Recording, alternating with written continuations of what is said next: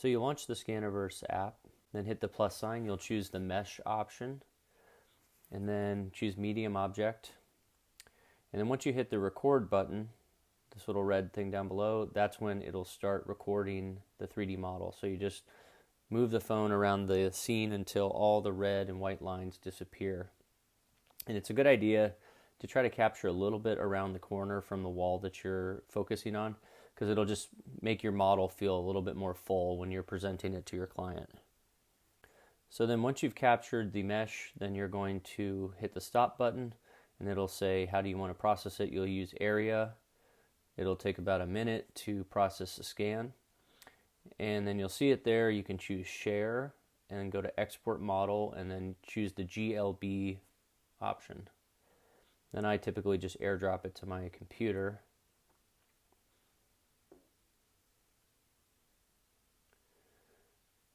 So it'll come to my computer. I'll save it. I'll give it a new name. I usually use the client's name or something. And then I'll go to the SolarView Web App, web.solarview.app. Choose electrical, and then the GLB upload function. So then I'll go ahead and find what I just saved, open it up, and here you see it. So now what we want to do is launch our first model, and this is important because what you'll do is use these controls so that you can set the dimensions. So I go ahead and launch the battery, and you'll see it doesn't show up right there, it's back there. So I don't want to move the battery, I want to move the model.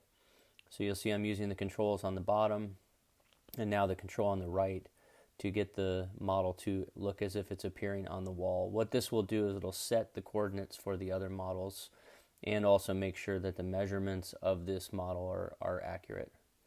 So it takes a little bit of tweaking. You'll see that I'm not fully perpendicular to the wall, so I'm going to keep making some slight adjustments. And there we go. So that looks pretty good.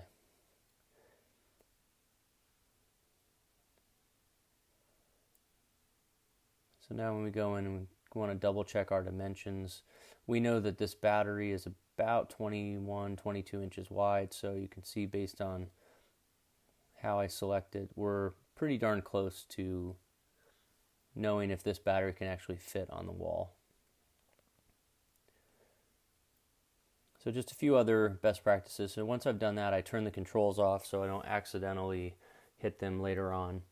Now, when you're selecting your models, you do not want to use this center point to move the model left and right. That's because this is actually the Z-axis. So if you need to tweak it, you want to use the blue arrows. So you want to go right and left using the red arrows, up and down using the green arrows, and that will keep you on the wall. If you do this, you see how it's going to pull off, but you can always click the undo button at the bottom. So now when I go in and I duplicate this model, you can see I'm making slight adjustments just using the X and Y arrows so I can move it up and down the wall.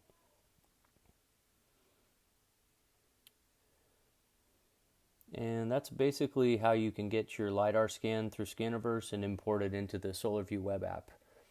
As always, if you have questions or you want to do a one-on-one introduction, you can email me at brian@solarview.app or go to our website and you can set up a 30-minute personal walkthrough where we'll go through this together and learn a little bit more about you and your company and get you started off right. Thanks again.